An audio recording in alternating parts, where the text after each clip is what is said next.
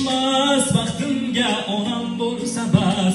Ko'zimning nuri onamdir. Menga oltin zar kerakmas, menga dunyolar kerakmas, baxtimga onam bo'lsa bas. Ko'zimning nuri onamdir. Yonginamdan hechirmagan, allalatim bo'lmagan, hech kimlardan kam qilmagan. Ko'zimning nuri onamdir.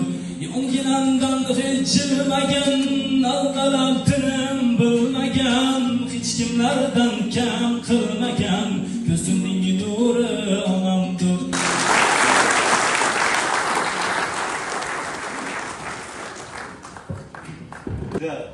Böyle manalı qo'shiq kuylar berdi bizga.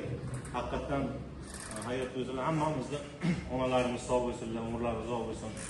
Buvilarimiz sog' bo'lsinlar. Katta rahmat. Endi masalangni aytsang, Teja. Hali aytganga ismim Javohir. Shodo'g'liman. Oilaviy masala bo'yicha otam bilan 9 yildan beri kasallar. O'shanga nima deydi? Respublikaga bir davolanishlarga bir nimani ish kelmaydi-da, ba'zi.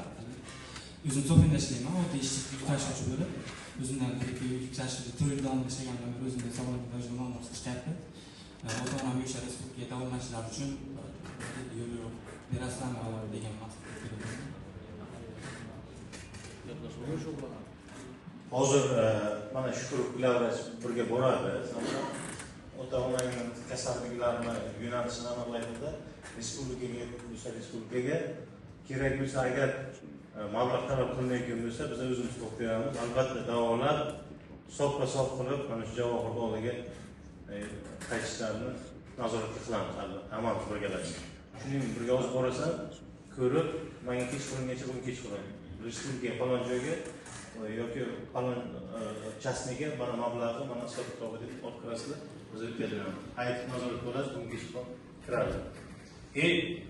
Shu hozirgi yuqorida aytgan qizimizdek, sizga ham viloyatimiz prokurorining alohida savollari, minnatdorchiliklar bor.